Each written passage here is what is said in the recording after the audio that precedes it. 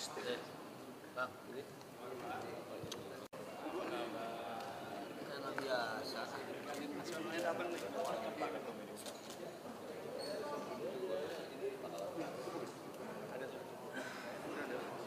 Oh iya.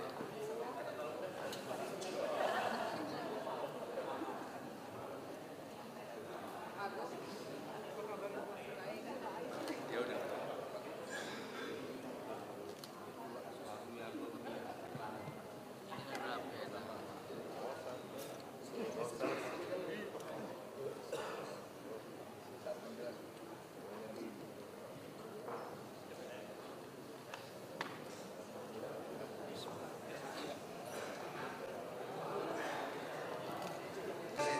Bismillahirrahmanirrahim.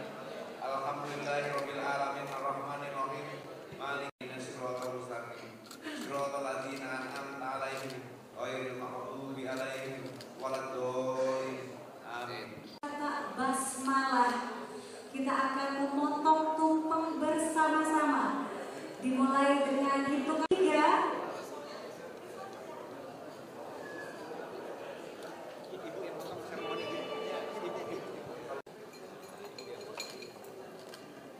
Tangan seorang ibu.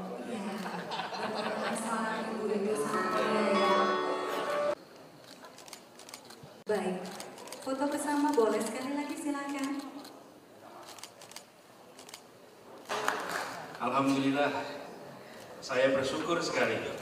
Saya ingin ucapkan selamat pada teman-teman di Kadin yang telah bekerja non-stop di dalam organisasi, menjaga dinamika dan memastikan bahwa kegiatan perekonomian di wilayah Jakarta ini berjalan dengan baik.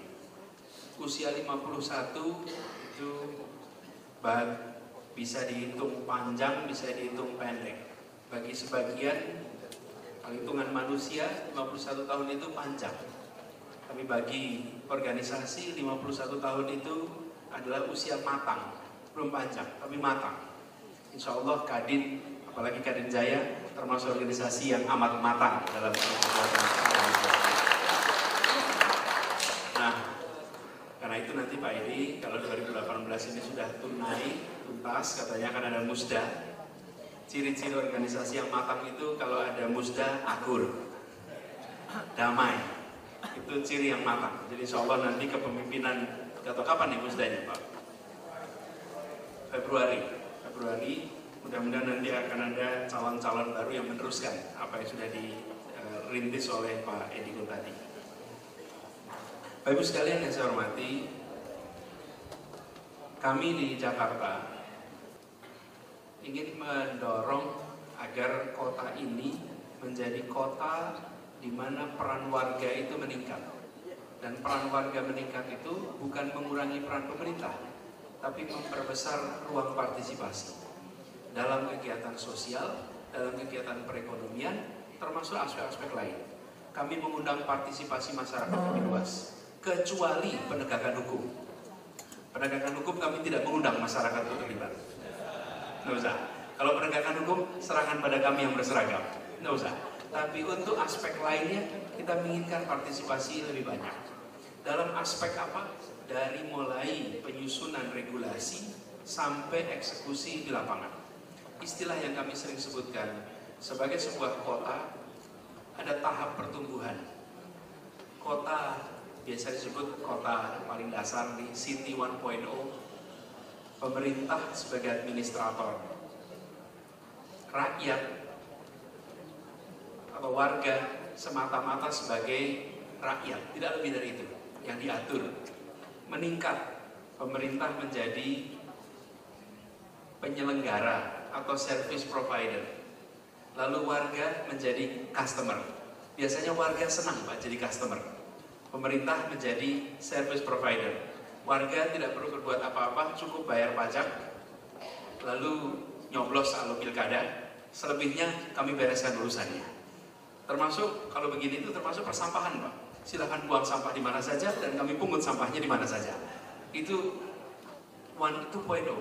Tapi yang berikutnya adalah kota di mana pemerintah menjadi fasilitator dan masyarakatnya menjadi partisipan, di mana masyarakat ikut mewarnai, ikut terlibat. Tapi yang lebih tinggi, kotanya sebagai kolaborator, kerjasama, dan warganya sebagai co-creator yang terlibat langsung bersama-sama.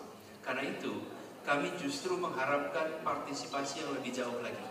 Tadi disampaikan di dalam paparan aspirasi mengenai reklame ruang terbuka misalnya, aspirasi mengenai zonasi, surat keterangan domisili misalnya. Sekarang ini sudah saatnya kita duduk bersama, mengatur ini dalam posisi yang sejajar. Untuk apa? Untuk kepentingan kita semua. Saya beri contoh Bapak-Ibu sekalian. Di DKI, kami ingin membangun transportasi umum massal yang melibatkan semua. Ada lebih dari 25 operator kendaraan umum massal di Jakarta. Kami undang semuanya duduk bersama. Dan mereka menceritakan ini pertama kalinya diundang duduk bersama. Setelah melalui proses diskusi yang setara, dan kami sampaikan kepada teman-teman para pengusaha bidang transportasi umum, atas nama pemerintah saya ucapkan terima kasih. Karena pemerintah belum bisa menyediakan transportasi umum bagi semuanya, dan Bapak Ibu sudah mengusahakannya untuk warga Jakarta sebagai pengusaha memfasilitasi. Atas nama negara saya harus berterima kasih, karena kita belum sanggup menyelesaikan semuanya. Tapi ke depan kita ingin kerjakan bareng-bareng, dan kita susun sama-sama. Alhamdulillah, angkutan umum kecil, mikro, angkot biasanya di Jakarta ada 11. Selama ini angkot sama TJ itu saya kurang menemukan kosakatanya lah, kira-kira begitu. Tapi ini tidak jalan sama-sama nih.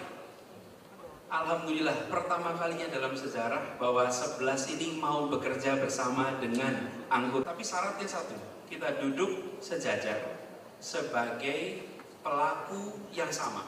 Kami punya wewenang, Bapak Ibu bekerja di lapangan.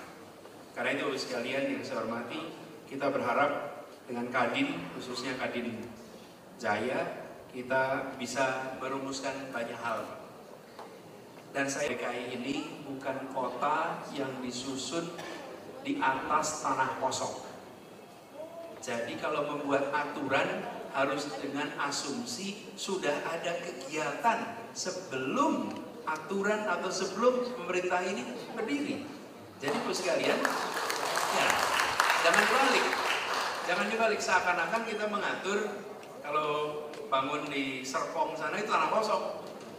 Mengatur itu ya dibuat di atas kertas, di atas peta, lalu eksekusi. Kalau di sini lihat lapangannya, baru diatur sebuah kebijakan yang memang seimbang. Satu sisi kita ingin kota ini tertata dengan baik. Di sisi lain kita ingin juga agar kegiatan usaha, kegiatan sosial itu berjalan dengan baik. Insya Allah nanti kita sama-sama duduk dan kita susun kebijakan yang fair, yang adil untuk semua. Khususnya pada siapa? Khususnya pada yang kecil. Kami sering garis bawahi, kita tidak berencana mengecilkan yang besar. Kita berencana membesarkan yang masih kecil. Itu yang ingin kita dorong.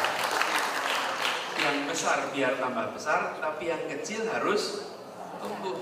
Sebagai contoh, kami membuka jalan Sudirman Tamrin untuk motor roda 2. Sempat menjadi perdebatan. Tapi kenapa dibuka? Jalan Tamrin waktu itu sudah ditutup. Sudirman dalam proses akan ditutup. Kenapa kami buka? Ibu sekalian saya hormati, kami cek. Alhamdulillah kita sekarang punya smartphone dan para entrepreneur ojek menggunakan alat ini. Jadi datanya kita cek ibu sekalian. Pengantaran ke Jalan Sudirman ini bukan melewati, tapi pengantaran menuju. Jadi destination-nya itu Jalan Sudirman. Per hari itu 480.000 pengantaran. Setengah juta pengantaran. Setengah juta pengantaran data November tahun lalu. Setengah juta pengantaran itu dari mana? Itu mengantarkan makanan, mengantarkan minuman, mengantarkan pesanan, mengantarkan orang, yang itu menggerakkan puluhan ratusan ribu rumah tangga di seluruh Jakarta. Bila itu dibuka, semua merasakan manfaat dari ini. Kan koridor utama pergerakan perekonomian Indonesia. Kalau koridor ini connectivity-nya ada secara sinyal, informasinya connected, tapi transportasinya nggak nyambung, di situ rumus mujarab untuk membuat disparitas, ketimpangan. Ketimpangan akan terjadi. Ingin ketimpangan, tutup. Gitu. Aksesnya tutup. Tapi kami justru baliknya. Memang sempat rame, tapi kita melihat lebih baik saya dimarahin orang di sosial media, tapi ratusan ribu keluarga merasakan manfaat perekonomian. Nah, ini sikapnya jelas. Kita ingin keberpihakan kepada yang kecil, tapi bukan mengecilkan yang besar, tapi membesarkan yang kecil, supaya kue perekonomian di Jakarta ini dirasakan oleh semuanya. Dan kita berharap ke depan dengan Kadin kita sama-sama bisa mendorong ini lebih jauh. Karena itu ketika ada keinginan untuk kita menganjurkan semua pengusaha untuk bergabung dalam Kadin, langsung sambut ajakan itu kita sambut. Sekarang kita serukan kepada seluruh pengusaha Jakarta bergabung di Kadin. Bapak Ibu sekalian saya hormati, demikian barangkali sambutan yang bisa saya berikan. Saya sekali lagi mengucapkan terima kasih. Besar harapan kita bahwa ke depan kita bisa bekerja bersama terus, dan insya Allah apa yang menjadi aspirasi kita siap untuk diskusikan, kita susun kebijakan sama-sama, dan harapannya tenaga kerja yang terserap lebih banyak, kesejahteraan meningkat, kebahagiaan dirasakan oleh semua, dan kesetaraan dirasakan oleh siapa saja yang berada di kota ini. Terima kasih. Assalamualaikum warahmatullahi wabarakatuh. Oh, sebentar.